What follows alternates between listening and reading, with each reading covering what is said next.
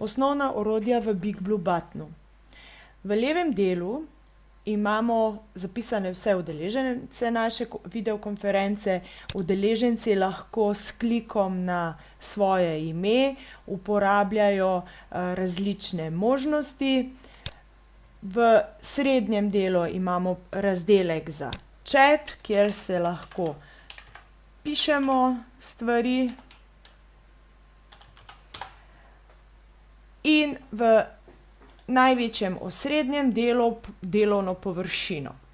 Tukaj imamo nekaj orodij. Najprej v spodnjem delu vidimo možnost vklopa mikrofona in pa možnost vklopa kamere. Jaz nobenega zdaj v tem primeru ne bom vklapljala, ker bomo imeli drugače podvojen zvok. In pa seveda uporabo deljenega zaslona, kjer lahko izbereš, kateri zaslon delite, katero aplikacijo ali celo posamezni zavihek.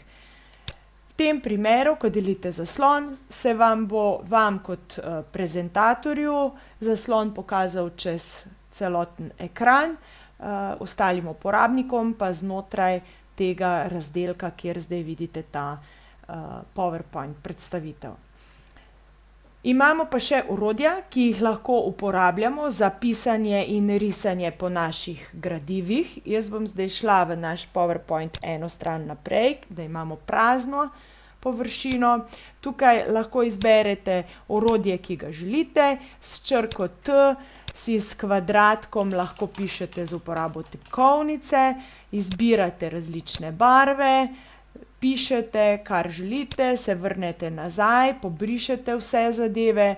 Imate možnost risanja likov, različnih, lahko rišete s svinčnikom, pač po želji, kot želite vi. Imamo pa še en gumb, s katerim lahko omogočimo več uporabniško uporabo te bele table.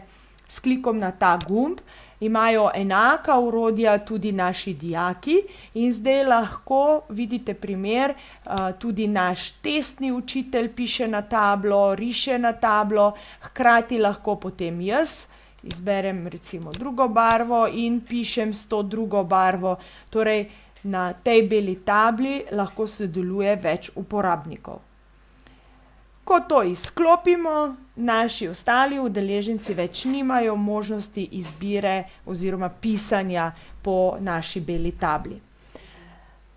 Mi lahko v našem Big Blue Buttonu delimo zaslon ali pa samo predstavitev naložimo v ta razdelek. Predstavitev naložimo z gumbkom Actions, kjer imamo možnost nalaganja naše prezentacije ali celo delitve nekega zunanjega videa, recimo YouTube videa ali kakšne druge zadeve.